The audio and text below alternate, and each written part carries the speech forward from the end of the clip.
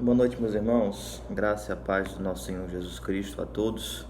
Estamos aqui mais uma noite, na continuidade das nossas pastorais, dos nossos estudos, que temos feito no Catecismo de Heidelberg, sempre durante a semana, às terças e quintas. E nós estamos estudando no Catecismo, especialmente a primeira parte do Catecismo, que trata sobre o nosso estado de miséria, ou o nosso estado de corrupção, tá? E nós vimos na terça-feira a pergunta de número 6 do Catecismo de Heidelberg, que diz: então Deus criou o homem assim tão mau e perverso? E a resposta é não. Pelo contrário, Deus criou o homem bom e à sua imagem, isso é, em verdadeira justiça e santidade, de modo que ele pudesse conhecer corretamente a Deus, o seu Criador, amá-lo de coração e viver com ele em eterna felicidade para o louvar e glorificar.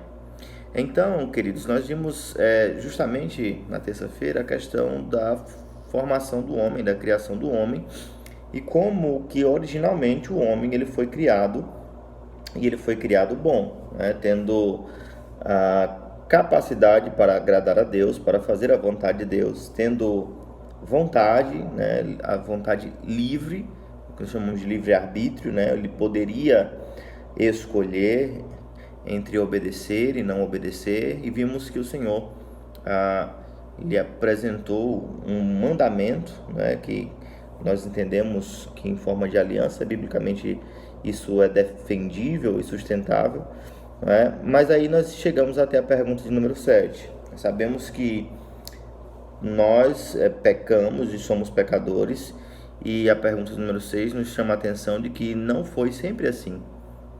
Não é assim desde o princípio, Eu costumo até chamar a atenção dos irmãos, muitas vezes por conta desta questão, Como algumas pessoas tentam afirmar que o pecado é da natureza humana, Esse é um equívoco, porque se o pecado ele é parte da natureza humana, essencialmente da natureza humana, Cristo não poderia ser homem, e ele não tinha pecados.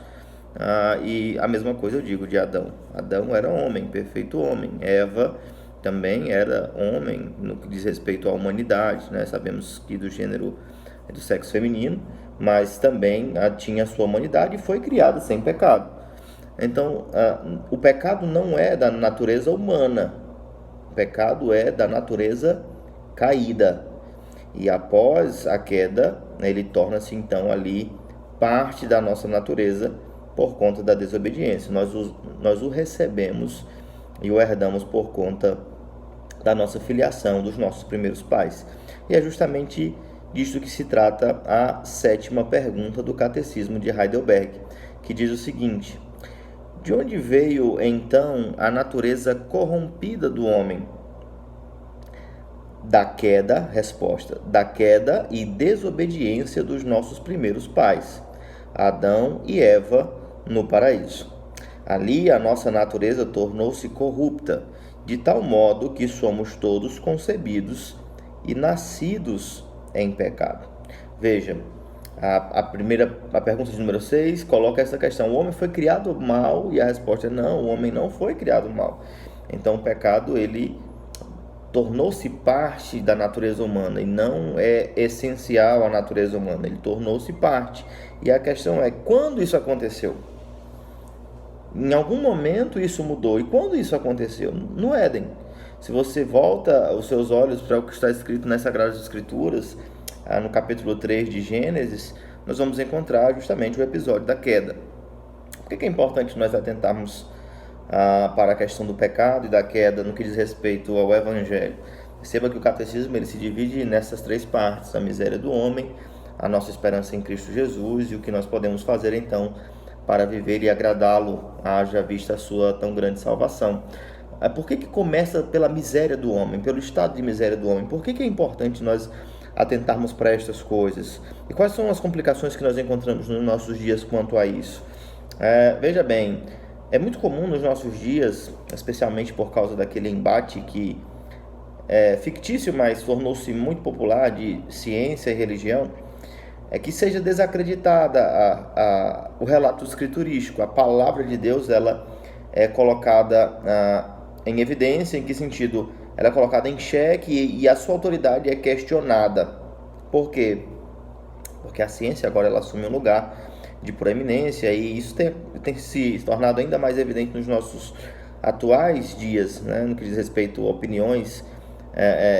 Você não pode falar nada sem que haja base científica, como se pesquisas, e essas pesquisas, elas fossem completamente autoritativas, não é? Isso é um embate muito antigo. Se você entrou na faculdade, fez faculdade, né, e muito possivelmente, também no ensino médio, nos colégios, muito possivelmente você já foi exposto a esse embate, como se fé e ciência não se misturassem, porque a ciência é baseada em provas, ou seja, é palpável, é factual, é verdadeiro, e a religião é baseada em fé.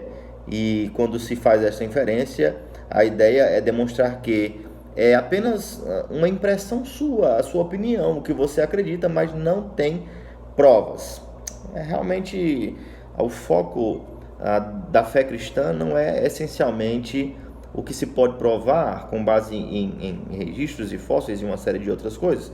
A base da fé cristã, ela é revelacional. Nós cremos porque foi revelado a nós, porque o Senhor se revelou em sua palavra. Então a palavra de Deus é a base e o sustentáculo da nossa fé. O que isso tem a ver novamente com a questão da queda e da miséria do homem? Ora, quando a sociedade ignora o relato bíblico a respeito da queda, ela vai ignorar também, de tabela por tabela, o grande problema que a humanidade enfrenta. Porque se o que o Senhor Deus diz em sua palavra, em Gênesis, no capítulo 3, todo o livro de Gênesis, toda a escritura, isso é posto à prova como sendo inverdade, então você tem que encontrar uma outra justificativa, uma outra explicação para o surgimento da humanidade.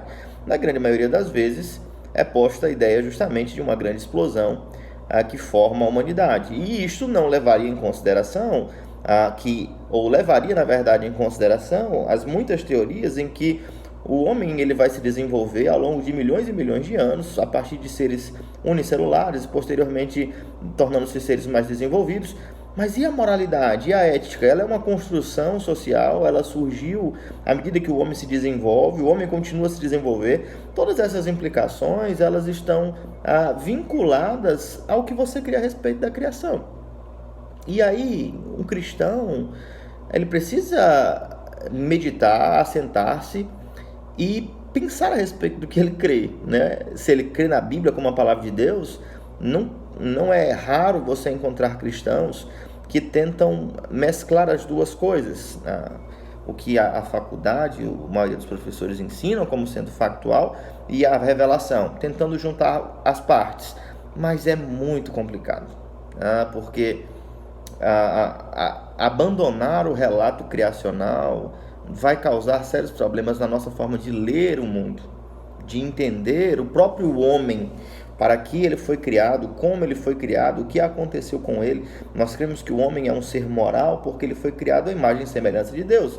Sabemos que ele é corrupto por causa do pecado também, e que isso tem implicações sobre a vida de toda a humanidade. O homem ficou alheio à vontade de Deus, tornou-se um pecador, inimigo de Deus, e também deixou de amar Deus adequadamente, e também tem problemas com o seu relacionamento com o seu próximo. E tudo isso nós entendemos por causa do pecado. Se ignora o relato bíblico, não se pode levar em consideração o pecado ou o momento em que ele adentra o mundo, e certamente a nossa forma de ler o mundo, ela torna-se problemática. Então aqui nós temos um dos pilares, dos fundamentos da fé cristã. Por que nós anunciamos o Evangelho? Por que nós cultuamos a Deus? Por que nós nos alegramos em Cristo Jesus? É justamente porque Deus manifesta o seu amor para com o seu povo, o libertando do pecado, da escravidão do pecado, da morte que o pecado traz. Então, se ignora o pecado, a própria forma de nós entendermos o Evangelho, quem é Cristo e o que ele fez, nós vamos ter sérios problemas com isso. Nós vamos ter grandes dificuldades com isso. Então, veja, a pergunta é focada nisso, de onde veio a nossa natureza corrompida? A resposta é da queda, ou seja, da desobediência, quando o homem não crê no que Deus ordena, é seduzido por Satanás, cobiça aquilo que Deus proibiu, deseja tornar-se igual a Deus e então desobedece a Deus, obtendo sobre si as condenações e justas condenações que o próprio Deus havia preventivamente advertido. Não comam, se comerem morrerão. E morreram, como eu já expliquei na terça-feira, morreram. Isso aconteceu no Éden. E então, o que acontece a partir daí? Ora, os nossos primeiros pais, eles caíram.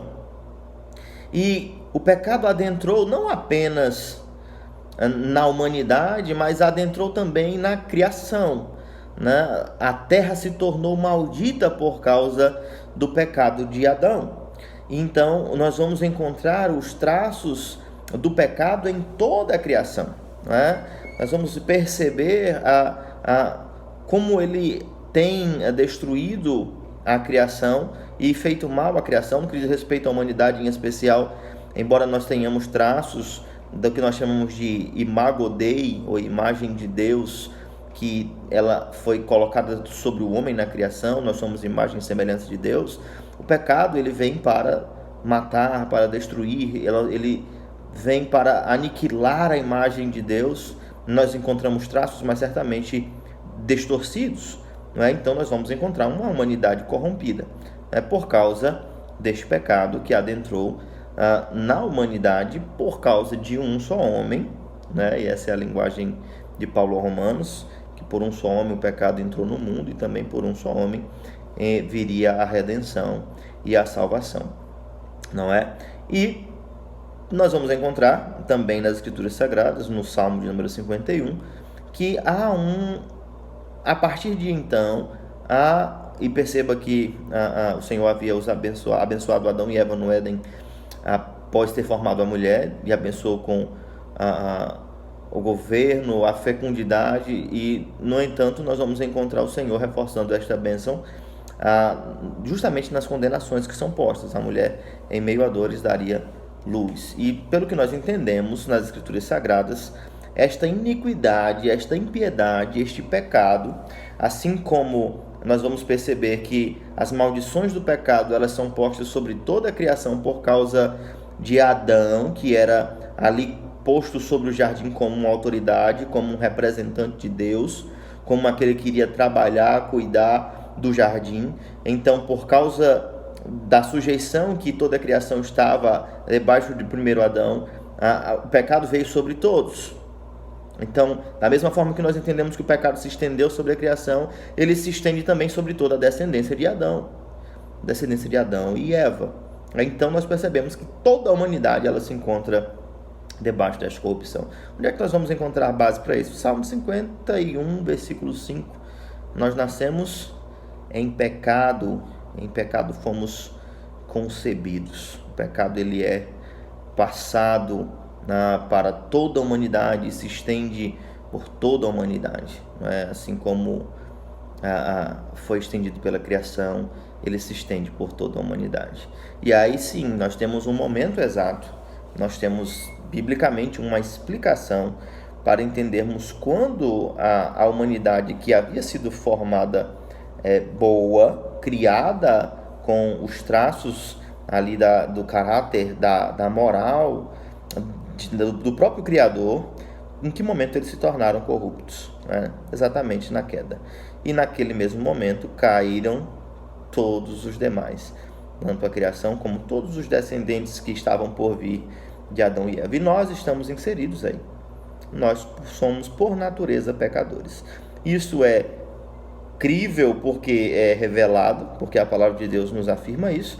E se você gosta de provas e de experiências, para que confie, então você é como o Silvio Santos, né, que só acredita vendo. Observe as suas próprias ações, a sua própria mente, o seu próprio coração, as suas próprias inclinações. Nós somos estes corruptos e pecadores que a palavra de Deus descreve. Olhamos para a lei de Deus e temos plena convicção disto, que nós herdamos este pecado. E a condenação que está sobre ele, nós herdamos também, não é? mas nós vamos continuar estudando. Há esperança, não é apenas uma sentença de morte, há esperança, mas a entender a severidade desta situação, entender a nossa condição, a nossa real condição, certamente nos fará olhar para os benefícios do Evangelho e para a obra de Cristo de forma mais adequada. Compreender quem somos e o que merecemos vai nos fazer compreender e amar mais a este Cristo e amar mais este Evangelho e desfrutar bem melhor destes benefícios que foram conquistados para nós, em nosso favor, por intermédio de Cristo Jesus. Mas nós vamos continuar isso nas próximas semanas. Minha oração é que o Senhor vos abençoe, vos livre de todo mal, que os irmãos estejam sendo prudentes nestes dias de isolamento. Vou lembrar os irmãos que nós estamos à disposição dos irmãos. Se você quer fazer alguma consulta, quer fazer alguma ligação, quer fazer por WhatsApp, precisa de alguma orientação, de alguma instrução, está lendo a Bíblia em casa, está tendo dúvida em algum texto, eu estou à sua disposição. Em qualquer momento, em qualquer horário, por favor, não deixe de nos procurar. Meus irmãos, uma boa noite a todos. Desculpe aí o atraso no vídeo. Tive algumas complicações hoje à tarde, mas estamos todos bem, tá? E um forte abraço a todos. Estamos com saudade dos irmãos. Boa noite.